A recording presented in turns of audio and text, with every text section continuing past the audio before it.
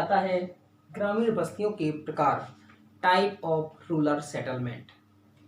देखिए, पहली चीज आती है जो ग्रामीण बस्तियां हैं, उन ग्रामीण बस्तियों में घरों के जो विस्तार या घरों के आवास या आवास के बीच की दूरी के आधार पर है, उनको निर्धारित किया जाता है कि घर हैं, सघन है, अर्थात ग्रामीण बस्ती सघन है, विक्षेपित है, किस तरह से है। तो सबसे पहले हम बात करते हैं कि ग्रामीण बस्तियों के लिए विभिन्न प्रकारों के लिए उत्तरदायी कारण कौन से हैं, अर्थात उत्तरदायी कारण। उत्तरदायी कारक, पहला कारक है आपका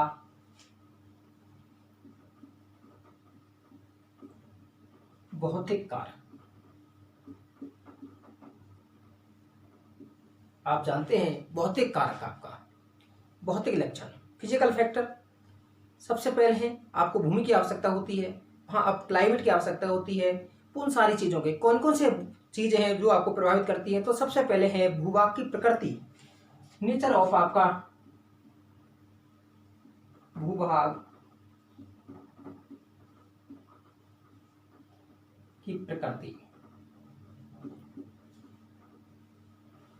कोई पर्वतीय भाग है, कोई पठारी भाग है, कोई मैदानी भाग है, वहाँ अलग अलग स्थानों पर है। मैदानी भाग में है जो मकान है, अर्थात वहाँ सघन बस्ती पाई जाएगी।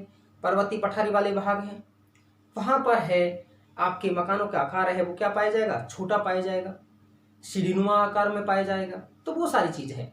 दूसरा इसमें है ऊंचाई, दूसरा है इसका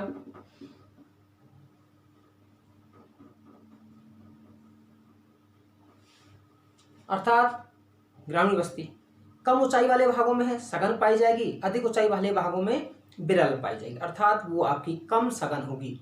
नेक्स्ट है जल की उपलब्धता।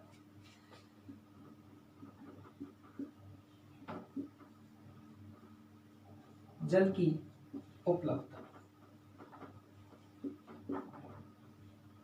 मनुष्य की ऑक्सीजन के बाद में अगर पहली जो आपकी आवश्यकता है तो वो जल की है। आप देखेंगे सभी बस्तियां हैं आपके उन्हीं भागों में पाई गई बसी हैं जहां पर जल की उपलब्धता है, चाहे नदी घाटियों के क्षेत्र में।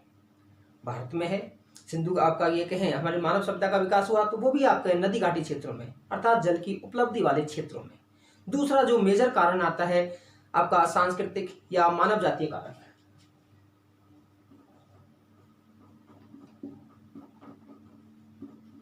सांस्कृतिक और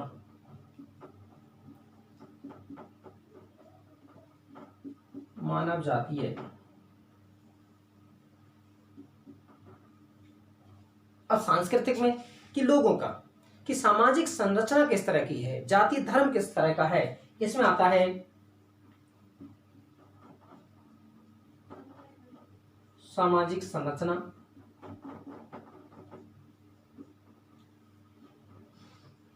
जाति धर्म।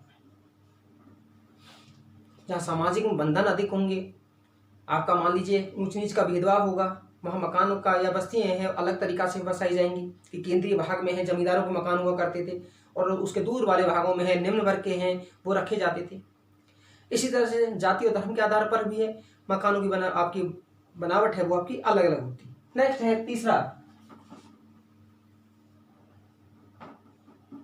सुरक्षा संबंधी कारक। देखिए इस प्राचीन समय में है कि जहां पर बहुत सारी जगह है चोरी है डकैती है होती थी, अर्थात सुरक्षित स्थान है वो खोजे जाते थे।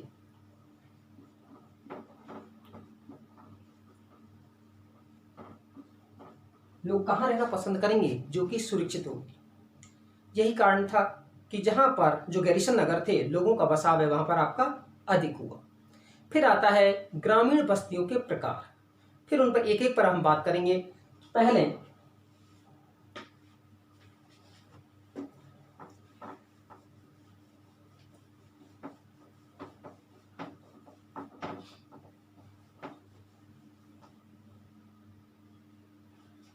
प्रकार, आपने देखा होगा कहीं बस्ती सघन होती है, कहीं आपकी विस्तृत होती है, कहीं अर्ध सघन होती है, तो उन्हीं के आधार पर। तो सबसे पहले आता है गुच्छित, संकलित या आपकी अपकेंद्रित। गुच्छित,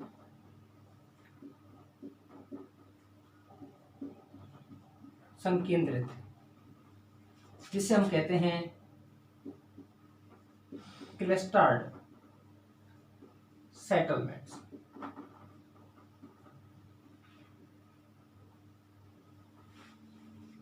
दूसरा है आपका अर्धगुच्छित,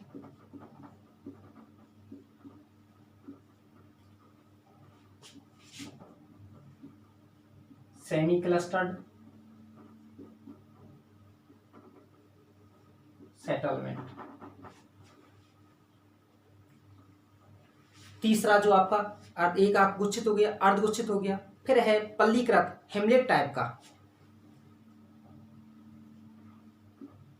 पल्लीकृत,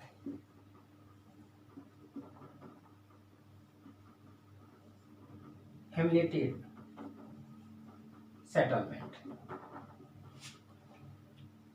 नेक्स्ट है परिक्षिप्त, परिक्षिप्त बस्तियां,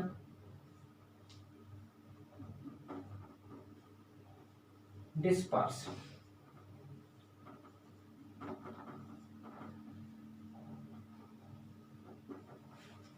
ये 4 प्रकार की बस्तियां हैं, उन पर हम बात करेंगे कि 4 प्रकार की बस्तियां हैं वो किस तरह से बस्ती हैं। देखिए गुच्छित बस्तियां, सबसे पहले हमारा गुच्छित या संकेंद्रित क्लस्टर्ड सेटलमेंट। अब वो कहाँ पाई जाएंगी? 2 ही क्षेत्र में अधिक होती हैं, जहां पर भूभाग अधिक उपजाऊ हो, अर्थात आपका अधिक फर्टिलायर है, आपका फर्टाइल भूभाग हो। दूसरा है जहाँ सुरक्षा संबंधी कारण हो, अर्थात जहाँ उपजाऊ भूभाग होगा तो लोग हैं भूमि को बचाने के लिए एक जगह पर है, संकेंद्रित रूप से है, अर्थात जिनमें मकानों के बीच की दूरी है वो कम रखी जाती है। मकान है वो आपके सट करके बनाए जाते हैं, जैसे इस तरह से आपका। गलियां हैं वो आपकी संकीर्ण रखी जाती हैं, अर्थात स्ट्रीट है वहां संकीर्ण रखी जाती हैं, वहां पर ये बस्ती बसाई जाती है। कौन सी आपकी? और ये खासकर कहाँ होती है? जो उपजाऊ है, मैदानी क्षेत्र है। दूसरा है जहाँ नॉर्थ ईस्ट का एरिया, अर्थात उत्तर पूर्वी भारत का एरिया, जहाँ पर सुरक्षा संबंधी कारणों से है लोग हैं सघन बस्ती का बसाव करते हैं। अब दूसरी चीज आती है कि सघन बस्ती अब किन क्षेत्रों में होगी? खासकर है आपका गंगा यमुना का मैदानी क्षेत्र है, आपका बुंदेलखंड है आपका, या आपका हम ये कहें कि जो नागालैंड का क्षेत्र है वहां पर ये सघन बस्ती हैं वो आपकी पाई जाती है। दूसरा आता है अर्धगुच्छित बस्ती, आपका सेमी क्लस्टर्ड बस्ती, अर्थात इसे हम जो विखंडित बस्तियां भी कहते हैं। और इसका कारण क्या है? जहां समाज में ऊंच नीच का भेदभाव पाया जाता है। अब ऊंच नीच जैसे मान लीजिए ये कोई ग्रामीण क्षेत्र है जहां पर पहले उच्च वर्ग के लोग, अर्थात यहाँ जमींदार वगैरह रहते थे, और निम्न वर्ग, और खासकर एयर का, मान लीजिए एयर सर्कुलेशन है ईस्ट टू वेस्ट होता था, तो इस वाले पार्ट में अर्थात ग्रामीण क्षेत्र से दूर है उनकी बस्तियां हैं, निम्न वर्ग के लोगों को की बसाई जाती थी, उसे हम किसका निर्माण हुआ? परिक्षिप्त बस्तियां। और ये आपका कहाँ पर है? आपके गुजरात और राजस्थान के कुछ भागों में है ये बस्तियां पाई जाती। नेक्स्ट है पल्लीकृत या हेमलेटेड बस्ती। इसमें बहुत छोटी बस्ती होती है। इसमें होता क्या है, जैसे एक कोई भी आपका गांव, ये आपका ताड़ी खेत, लेकिन यहां से लोग जाकर के है अपने अपने खेतों पर बस जाते हैं। एक यहां पर बस गया, एक यहां पर, इन्होंने अपना अपना नाम रख लिया है ताड़ी खेत के नाम पर ही, अर्थात एक एक बड़ी इकाई का कई छोटी इकाइयों में बस जाते हैं, लेकिन उन छोटी इकाइयों का नामकरण है उस बड़ी इकाई पर, बड़े गांव के आधार पर किया जाता है। जैसे कि पल्ली है, नाड़ा है, डांडी है, उसे क्या कहा जाता है? आपका पल्लीकृत या हेमलेट कहा जाता है। अर्थात जब लोग हैं एक ग्रामीण, अर्थात एक आपका बड़ी इकाई से है, वहां से किसी अन्य स्थान अपने खेतों के आसपास बस जाते हैं, विच्छेद रूप से एक एक मकान के रूप में है, जैसे हम पाना है, नाड़ा है, आपका डांडी है आदि कहते हैं।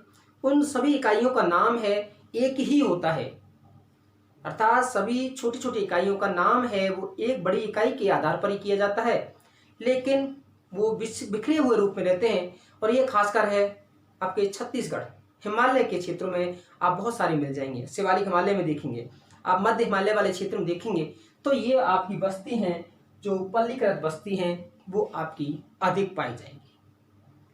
नेक्स्ट है आपका परिक्षिप्त बस्तियां आपकी। अब परिक्षिप्त बस्तियां हैं वो कहाँ होंगी? देखिए परिक्षिप्त जिसे हम कहते हैं डिस्पर्स। अब डिस्पर्स है वो कहाँ पाई जाती हैं? देखिए ऐसी बस्तियां हैं भूभाग की संरचना, संसाधन की उपलब्धता और कुछ अन्य कारणों से है ये निर्धारित होती हैं। अब अन्य कारणों से कौन कौन से निर्धारित होती हैं कि आपकी कुछ बिखरे हुए भूभाग में भी ये आपकी पाई जाती हैं, अर्थात ये आपके जंगलों में, पहाड़ी वाले भागों में दूर दूर हैं पाई जाती हैं, अर्थात ये आपके पर्वतीय भूभागों में है ये बस्तियां पाई जाती हैं। अब हम बात करते हैं नगरीय बस्तियों पर।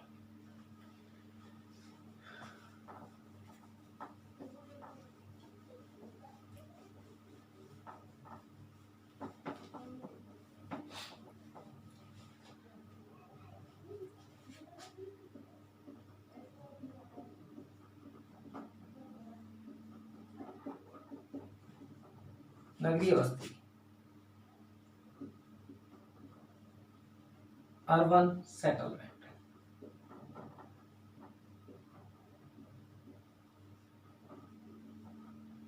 नगरीय बस्तियां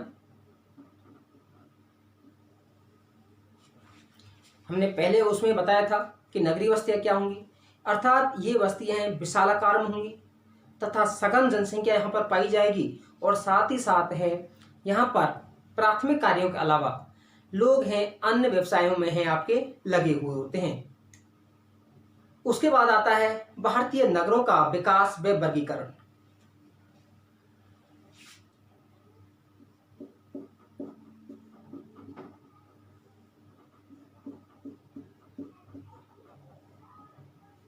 नगरों का विकास और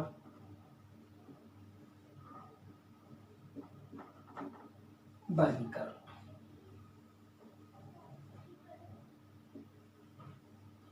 कि भारत का नगरों का विकास है वो किस तरह से हुआ है। उन नगरों का विकास, देखिए नगरों का विकास है जब यहाँ पर सिंधु घाटी सभ्यता का विकास हुआ, अर्थात प्री हिस्टोरिक काल में, प्राग ऐतिहासिक काल में। कई बार 1 मार्क्स में पूछ लेता है प्राग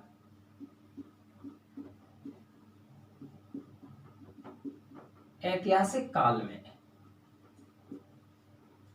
भारत में 2 नगरों का विकास हुआ, अर्थात जो महत्वपूर्ण नगर थे। कई बार पूछते हैं कौन कौन से थे, एक हड़प्पा और मोहनजोदड़ो।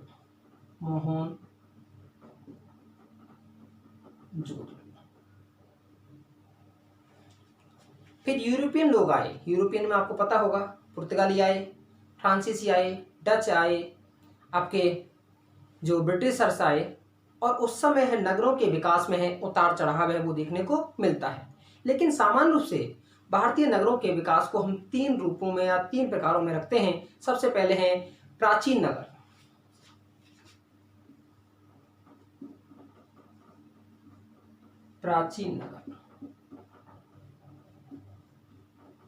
Ancient town. देखिए एंशिएंट प्राचीन नगर भारत है, पहले से ही धर्मगुरु रहा है। जब धर्मगुरु रहा है तो यहाँ पर सबसे पहले है हमारे धार्मिक नगरों का विकास हुआ, धार्मिक सांस्कृतिक महत्व के नगरों का विकास हुआ, जैसे कि प्रयाग आपका, जिसे हम प्रयागराज कहते हैं, इलाहाबाद आपका, फिर आपका पाटलिपुत्र, पटना आपका पाटलिपुत्र, मदुरई, इस तरह के नगरों का विकास है आपका हुआ। फिर उसके बाद में आता है मिडाईवल आपके। मिडाइवल टाइम्स अर्थात मध्यकालीन नगर, मध्यकालीन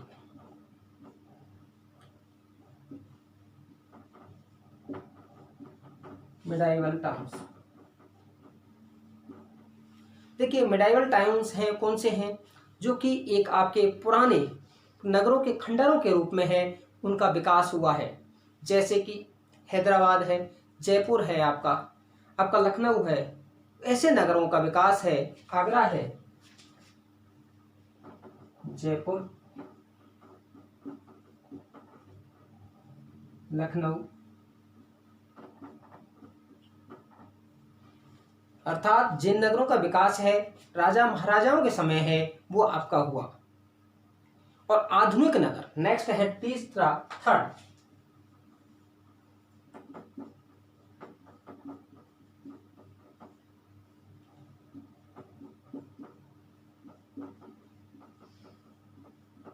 मॉडर्न टाउन्स। देखिए प्राचीन नगर जो कि हमारा धार्मिक और सांस्कृतिक महत्व के नगर है, उनका विकास हुआ।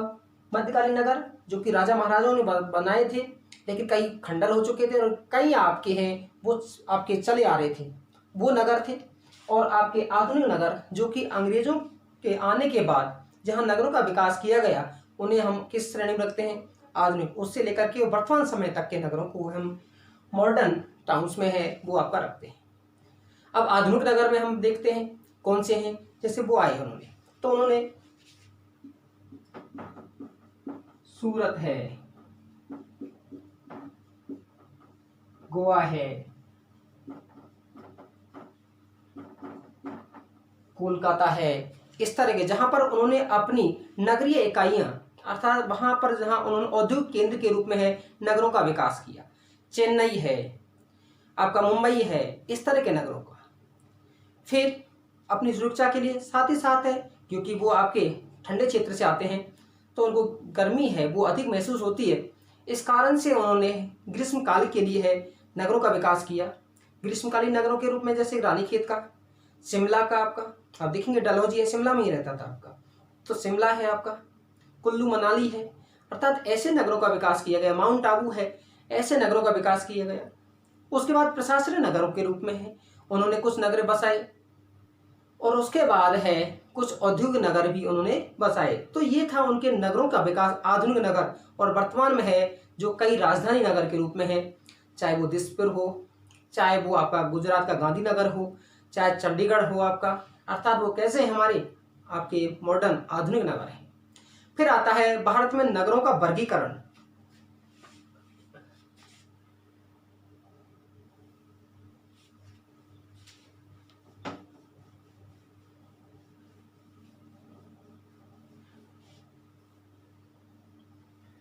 सॉरी, आपका वर्गीकरण हुआ।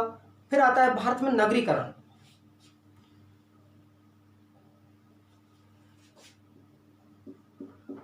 भारत में नगरीकरण,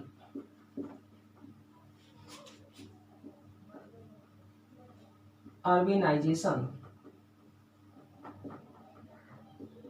इन इंडिया।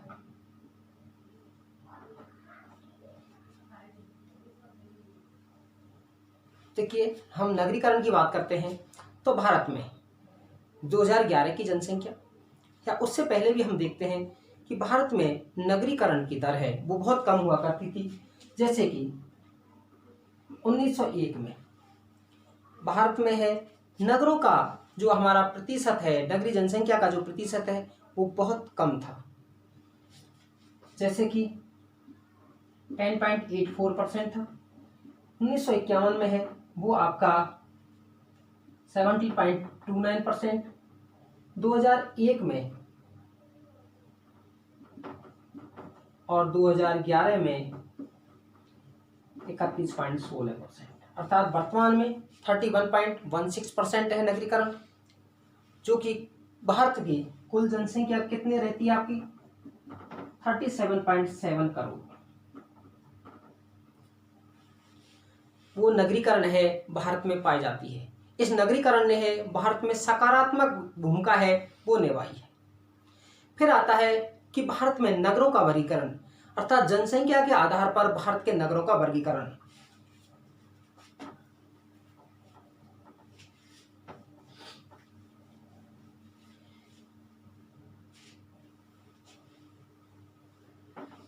अर्थात उसको हम दूसरा भी कह देते हैं आकार के आधार पर, अर्थात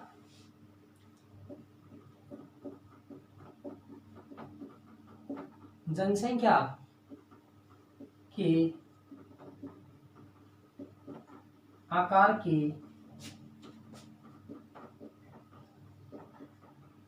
आधार पर नगरों का वर्गीकरण। अब जनसंख्या के आधार पर भारत के नगरों को 6 वर्गों में बांटा गया है।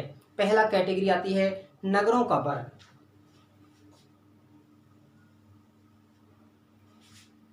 इधर नगरों के वर्ग, पहला वर्ग। उसके बाद में आता है दूसरा जनसंख्या। तीसरा आता है नगरों की संख्या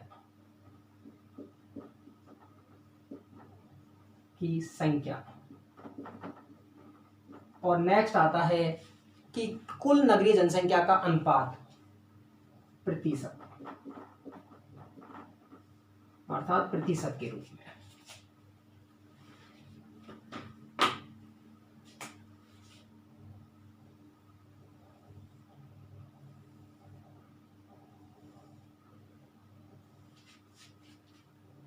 इसको कहा गया है प्रथम श्रेणी के नगर।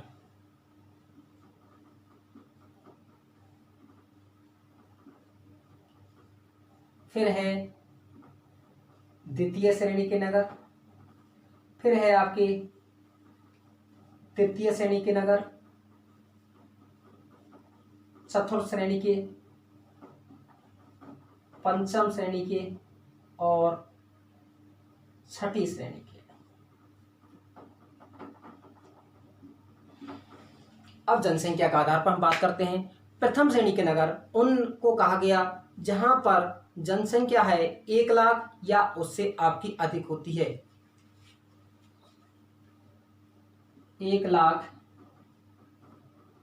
या अधिक। और ये कब के अनुसार है? 2011 के अनुसार। इन नगरों की जनसंख्या, आपके नगर कितने हैं? तो आपके 468 है। यहाँ पर कितने परसेंट नगरीय जनसंख्या का अनुपात पाया जाता है?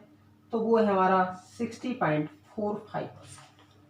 दूसरी श्रेणी के नगर, अर्थात जिनकी जनसंख्या है 50,000 से 99,999 के मध्य है, वो आपकी पाई जाती है। इनकी नगरों की जनसंख्या है वो आपके शहर हैं 474 और यहाँ पर 10.96% जनसंख्या है वो पाई जाती है। नेक्स्ट है थर्ड आपका 20,000 से 49,999 और इन नगरों की संख्या है आपकी 1373 और यहाँ पर जो अनुपात है आपका वो है 15.43%। चतुर्थ श्रेणी के आपके 10,000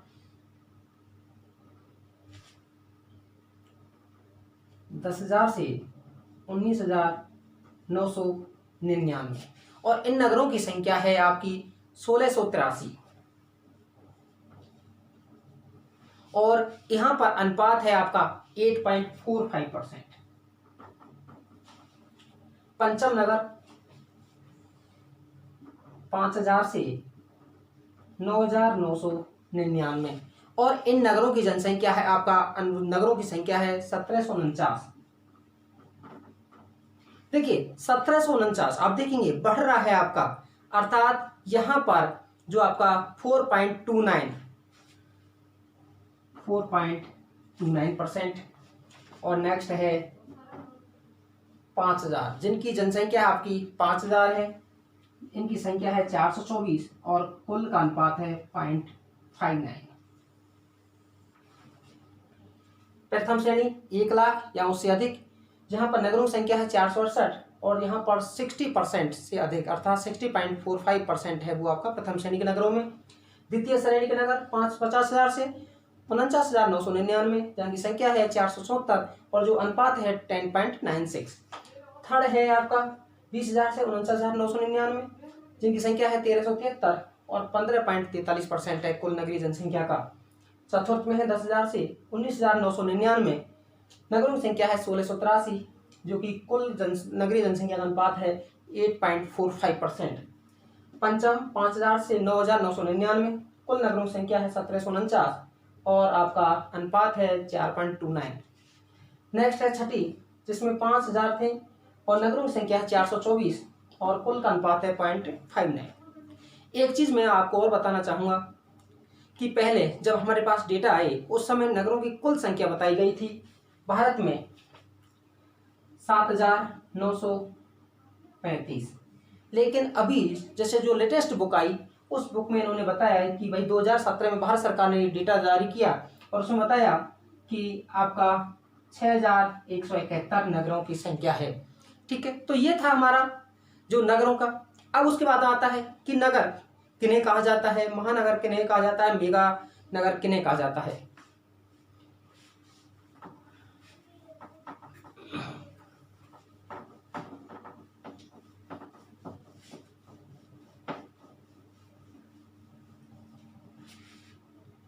पहला है नगर आपका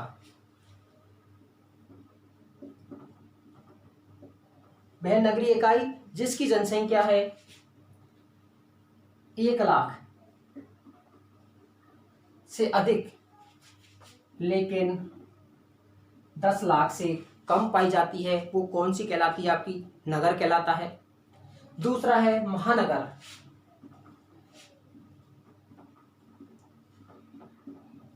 मेट्रोपॉलिटन सिटी, जिनकी जनसंख्या है 10 लाख से अधिक और 50 लाख से कम पाई जाती है, उन्हें महानगर कहा जाता है।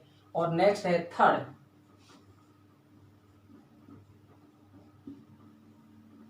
मेगा सिटी, मेगा नगर, वे नगर जिनकी जनसंख्या है 50 लाख या उससे अधिक है, उन्हें मेगा सिटी कहा गया। भारत में 1 लाख और या उससे अधिक जो वाले नगर हैं टोटल ही आपके, उसमें सारे आ जाते हैं।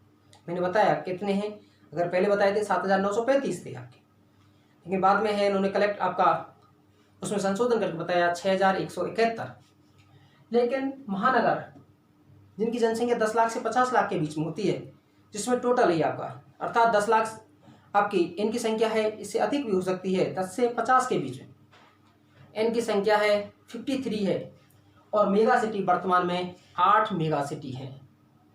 ये हुआ आपका मेगा सिटी के संदर्भ में है। अब उसके बाद में हम आगे इस पर बात करते हैं।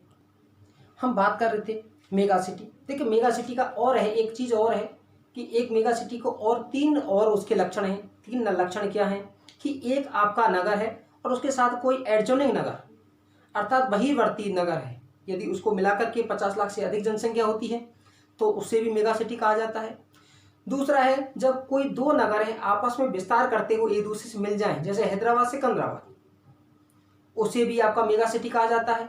और तीसरा है कि एक आपका मुख्य सिटी और कोई अन्य 2 एडजॉइनिंग नगर है, बहिर्वर्ती नगर आपस में विस्तार करते हुए उससे मिल जाएं तो उसे मेगा सिटी कहा जाता है।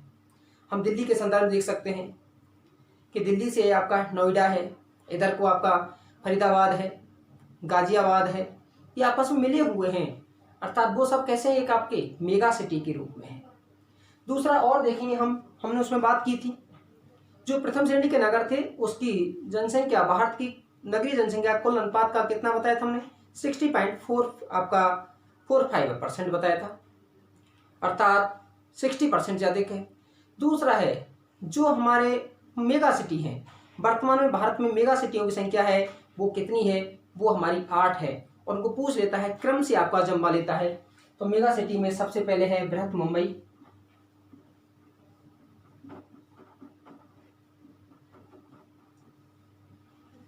क्योंकि बुक में भी गलत दे रखा है, नई बुक में है, उन्होंने ठीक किया है इसको। तो आपका पहले बृहत मुंबई, फिर दिल्ली,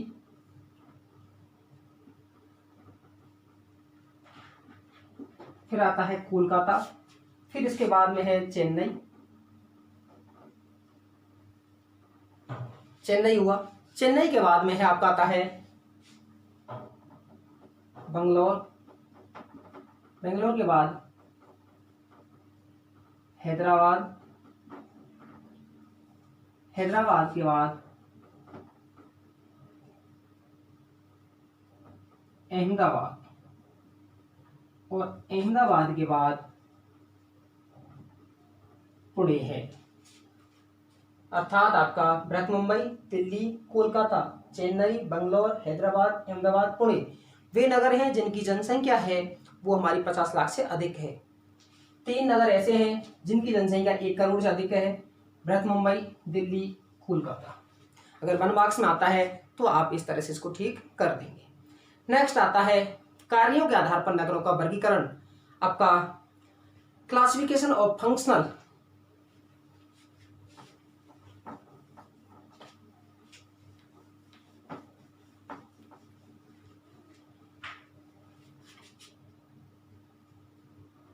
या नगरों का कार्यात्मक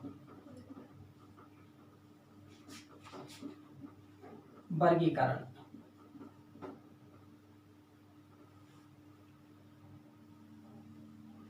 फंक्शनल वर्गीकरण है वो किस तरह से है, कार्यात्मक वर्गीकरण है वो आपका किस तरह से है।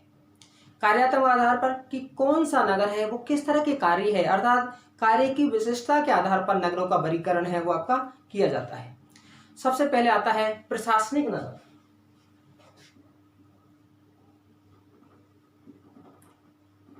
प्रशासनिक नगर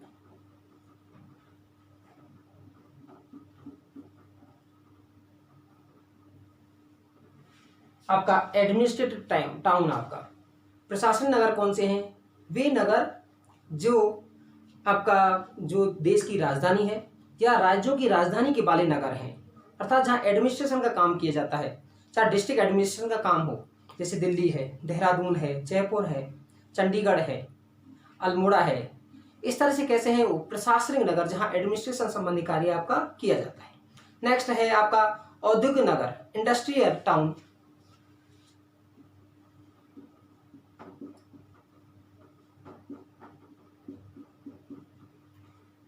औद्योगिक नगर, इंडस्ट्रियल टाउन, औद्योगिक नगर अर्थात जिन नगरों का विकास है उद्योग के कारण हुआ है। जैसे कि आपका है, हम कांडला की बात करें या आपका उससे पहले और हम बात कर लेते हैं जो औद्योगिक नगर के रूप में, जैसे जमशेदपुर का विकास हुआ, हुगली का विकास हुआ, भिलाई का विकास हुआ, जमशेदपुर,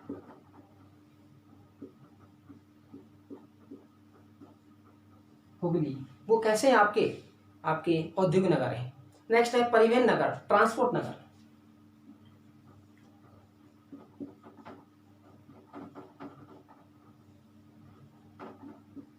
अर्थात जिन नगरों का विकास है परिवहन के कारण हुआ है, जैसे राष्ट्रीय राजमार्गों का चौराया कानपुर को कहा जाता है।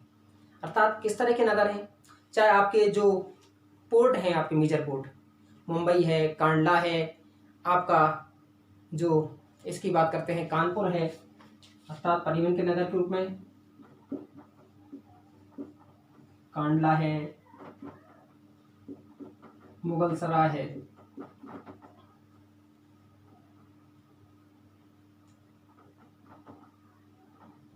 मुंबई है, वो कैसे हैं हमारे परिवहन नगर के रूप में। नेक्स्ट आता है वाणिज्यिक नगर, कॉमर्शियल टाउन।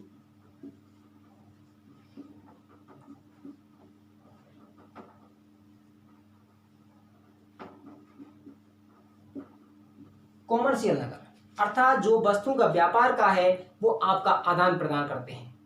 कोलकाता है, सहारनपुर है, इस तरह के नगर हैं।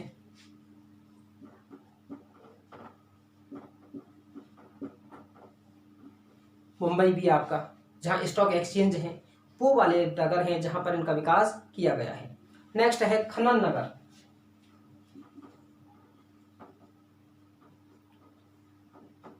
माइनिंग टाउन, देखिए जहाँ कोई खनिज मिला है और उसके आधार पर आपका जो नगरों का विकास हुआ है उन्हें आपका, जैसे कि भारत में सबसे पहले लोहे का खनन है वो कहाँ किया गया, आपका रानीगंज में। पेट्रोलियम सबसे पहले भारत में कहाँ निकाला गया, डिगबोई में। जहरिया आपका कोयला क्षेत्र, ये थे आपके खनन नगर। अब उसके बाद में आता है गैरीसन नगर।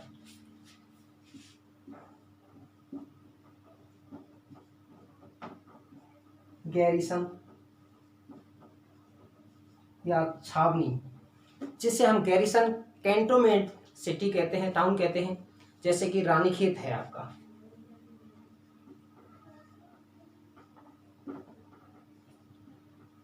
नसीराबाद है, पठानकोट है आपका। वो सब कैसे हैं आपके गैरीसन नगर। नेक्स्ट आता है धार्मिक और सांस्कृतिक नगर।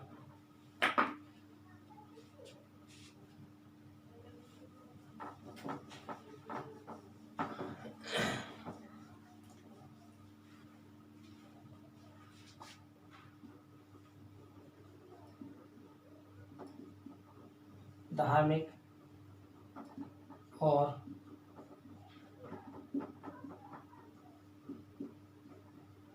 सांस्कृतिक नगर, आपका रिलीजियस और कल्चरल जो सिटी है, जैसे कि धार्मिक और सांस्कृतिक नगर में है, जैसे पुष्कर है, तिरुपति बालाजी है, हरिद्वार है आपका। इस तरह के जो नगर हैं, अर्थात हम उसको कहें अमृतसर,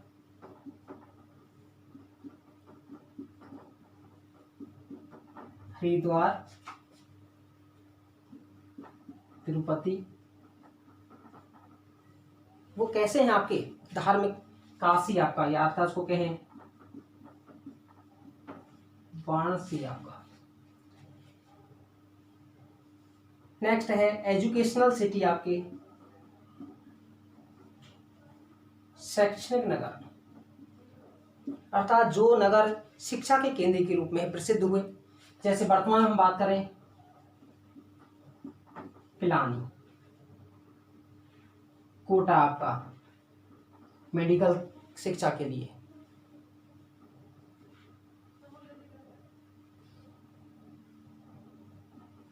दिल्ली, रुड़की, खड़गपुर, जो कि कैसे के रूप में विकसित हुए हैं, आपके शैक्षिक केंद्र के रूप में हैं, आपका विकसित हुए हैं।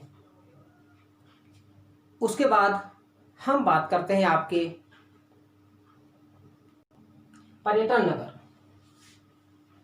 Tourist town.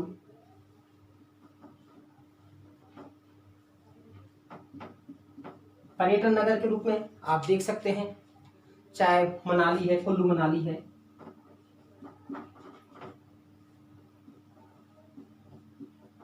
शिमला है, रानीखेत है, इस तरह के नगर। एक और हम बात कर लेते हैं स्मार्ट सिटीज मिशन। स्मार्ट